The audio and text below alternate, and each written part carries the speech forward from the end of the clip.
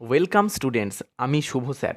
তোমরা দেখছো শুভ sir job preparation, যেখানে তোমাদের প্রাথমিক শিক্ষক নিয়োগ ইন্টারভিউয়ের জন্য সেরা গাইডেন্স পাওয়া যায়। আজকের এই ক্লাসে আমরা আলোচনা করব এমন 5টি প্রশ্ন উত্তর যা ইন্টারভিউ বোর্ড খুবই প্রায় জিজ্ঞাসা করে এবং যেগুলির মাধ্যমে তোমার আত্মবিশ্বাস অনেকটাই বাড়বে। চলো তাহলে শুরু করা যাক আজকের ক্লাস। আজকের প্রথম প্রশ্নটি হলো, আপনার শিক্ষাদানের পদ্ধতি কেমন হবে? স্টুডেন্টস, এই প্রশ্নটি আগের ইন্টারভিউতে অনেকবার জিজ্ঞাসা করা হয়েছে।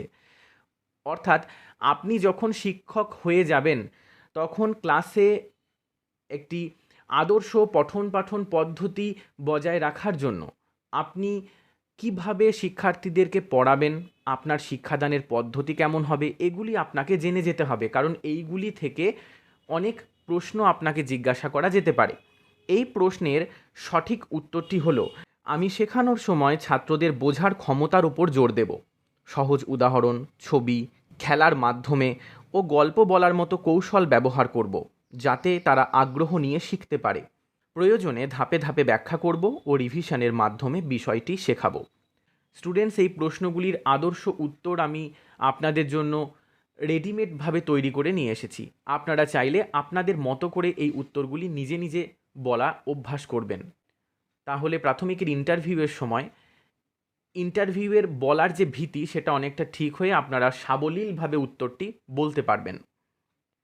স্টুডেন্টস, এই ভিডিও চলাকালীন ভিডিওটি আপনাদের সুবিধা মতো সময়ে পজ করে আপনারা এই নোটসটিকে লিখে রাখবেন।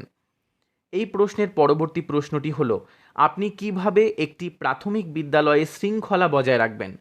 স্টুডেন্টস, শিক্ষক হওয়ার পাশাপাশি আপনারা যেমন পঠন পাঠন পরিচালনা করবেন, তেমনি শ্রেণীকক্ষে শৃঙ্খলা বজায় রাখাটাও আপনার খুবই গুরুত্বপূর্ণ বিষয়।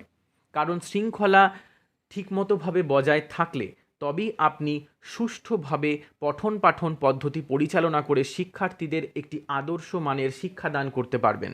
এই প্রশ্নের সঠিক উত্তরটি হলো, ছাত্রদের সঙ্গে বন্ধুত্বপূর্ণ সম্পর্ক তৈরি করব, নিয়মের গুরুত্ব বোঝাবো এবং শৃঙ্খলার মানে ভয় দেখানো নয়, বরং আদর্শ আচরণ শেখানো। প্রয়োজনে অভিভাবকের সঙ্গে যোগাযোগ করব ও সহানুভূতির সঙ্গে সমস্যা সমাধান করব। স্টুডেন্টস, এই প্রশ্নের পরবর্তী প্রশ্নটি হলো, একজন আদর্শ শিক্ষক কেমন হওয়া উচিত? এই প্রশ্নটি আগের ইন্টারভিউতে অনেকবার জিজ্ঞাসা করা হয়েছে। এই প্রশ্নের সঠিক উত্তরটি হলো, একজন আদর্শ শিক্ষক শুধু বই পড়ান না, তিনি ছাত্রদের চরিত্র গঠনের দিকেও গুরুত্ব দেন। তিনি ধৈর্যশীল, সদয়, সৃজনশীল এবং ছাত্রদের প্রতি দায়িত্বশীল। ছাত্রদের প্রশ্নকে গুরুত্ব দেন এবং প্রতিটি ছাত্রকে আলাদাভাবে বোঝেন। স্টুডেন্টস, এই প্রশ্নের পরবর্তী প্রশ্নটি হলো, আপনি কিভাবে দুর্বল ও মেধাবী ছাত্রদের একসাথে পরিচালনা করবেন?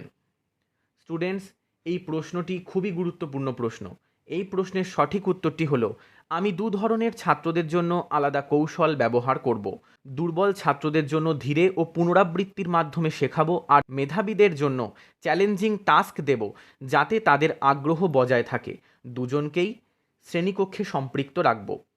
স্টুডেন্টস, এখন আমরা প্রাথমিকের ইন্টারভিউয়ের প্রশ্নোত্তরগুলি ঠিকভাবে আলোচনা করার মাধ্যমে যেমন প্র্যাকটিস করছি, ঠিক সেই রকমই যখন প্রাথমিকের ইন্টারভিউয়ের নোটিফিকেশান বেরোবে তখন আমরা প্রাথমিকের ইন্টারভিউয়ের জন্য যে টিচিং ডিমনস্ট্রেশনের ক্লাস সেগুলি আনতে থাকব।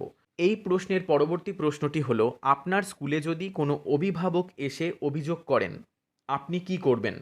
স্টুডেন্টস, এই প্রশ্নটি খুবই গুরুত্বপূর্ণ প্রশ্ন। এই প্রশ্নের সঠিক উত্তরটি হলো, প্রথমে শান্তভাবে তার বক্তব্য শুনব, তারপর পরিস্থিতি বুঝে যুক্তিযুক্তভাবে কথা বলবো। যদি আমার ভুল থাকে আমি সেটা স্বীকার করে শুধরানোর আশ্বাস দেব। সব সময় স্কুল ও অভিভাবকদের মধ্যে সেতুবন্ধন বজায় রাখার চেষ্টা করব। স্টুডেন্টস, আশা করি আজকের প্রত্যেকটি প্রশ্ন এবং সেই প্রশ্নের সঠিক উত্তর আমি সুন্দরভাবে বর্ণনা করতে পেরেছি। আজকের এই প্রশ্নোত্তর ক্লাস এখানেই শেষ করছি। স্টুডেন্টস, প্রাথমিকের ইন্টারভিউয়ের নোটিফিকেশান যখনই আসবে তখন প্রাথমিকের ইন্টারভিউয়ের জন্য টিচিং ডিমনস্ট্রেশনের ক্লাস এই চ্যানেলেই আমরা আনতে থাকব। তোমাদের যদি এই ভিডিওটি ভালো লাগে তাহলে একটা লাইক করো, আর কমেন্টে লিখে জানাও আর কোন প্রশ্ন নিয়ে ভিডিও চাই। আর হ্যাঁ, শুভ স্যার জব প্রিপারেশন চ্যানেলটিকে সাবস্ক্রাইব করতে ভুলবে না, দেখা হবে আগামী ভিডিওতে। প্রস্তুতি চলুক নিয়মিত, আত্মবিশ্বাস থাকুক অটুট। ধন্যবাদ।